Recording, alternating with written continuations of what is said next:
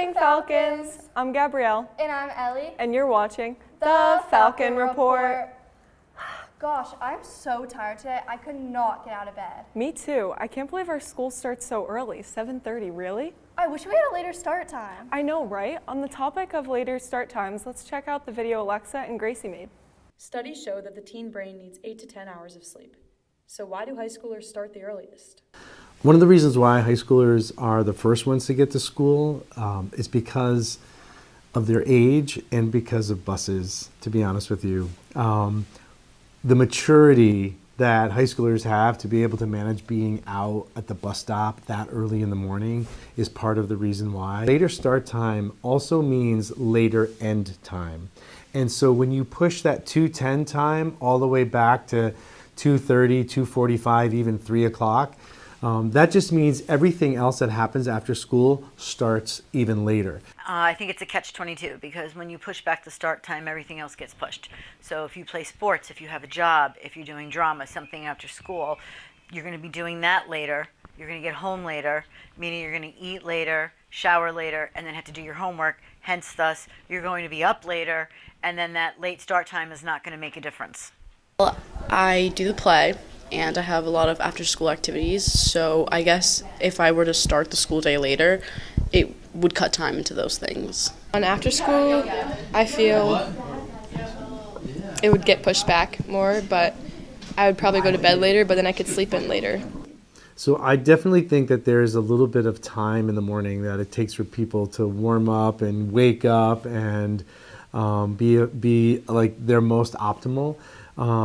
But one of the reasons when we went to a block schedule was because, if it took 45 minutes for someone to wake up, they'd miss the whole first period, right? Like they wouldn't even have a chance to do it. I think you have two different schools of thought here. I have students who are ready and here at 7:15, 7:20. I have to say that many students struggle to get here. And when they are here, when you see them in the hallways, they're walking around like they're half asleep. There was a time where we actually had a later start time, believe it or not. And we did start at about 20 minutes later.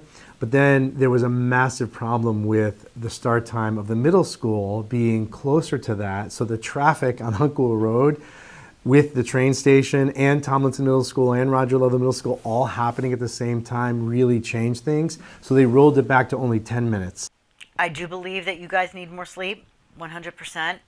And I don't know if anything's going to change because I think that the expectations of what you need to do in order to get to college, your athletics are not going to change, the demands from school are not going to change, and therefore, you're constantly going to be under pressure. I'd be so much more focused if I had those extra few hours to sleep in. I agree. I wonder if students in the 90s were this tired. Wait, don't you remember? We made a video with Lila about that. Let's fly back to the 90s, Falcons. Have you ever wondered what high school in Fairfield was like in the 90s? I have. Let's ask Fairfield High graduate Glenn Ketchian, class of 91. To sum it up in 3 words, I would use bigger than life. In the 90s, sports can be described as an era of team dynasties like the Chicago Bulls and the Dallas Cowboys, and dominance like the Dream Team in the 1992 Olympics. But what were sports like in Fairfield? Came together as one high school. We really had a great sports team. School spirit was great. A lot of people showed up for the football games. All the sports were busy. I mean, football had more than enough players. The cheerleaders had a ton of people. I remember prior to my senior year, they'd go around the cheerleaders and they would decorate all the seniors' their lockers, and it was really a lot of fun. So it was really a good spirit. A lot of people showed up for games, and it was really exciting. Shows like Friends and Seinfeld came out alongside movies like Pulp Fiction, Forrest Gump, and Clueless. Fashion in the 90s set the stage for trends now, like claw clips, Air Jordans, and Adidas. The fashion, it was interesting. It's almost like the movie Grease, right? We had people in leather and jean jackets and long hair, and then we had people in polos. So we kind of had a split kind of crowds going on at the school. High school seemed so fun in the 90s. Yeah, it's making me wonder what it was like in the 80s. I can't imagine going to our school back then. That's crazy. I'd only want to go back to the 90s for the music and the clothes.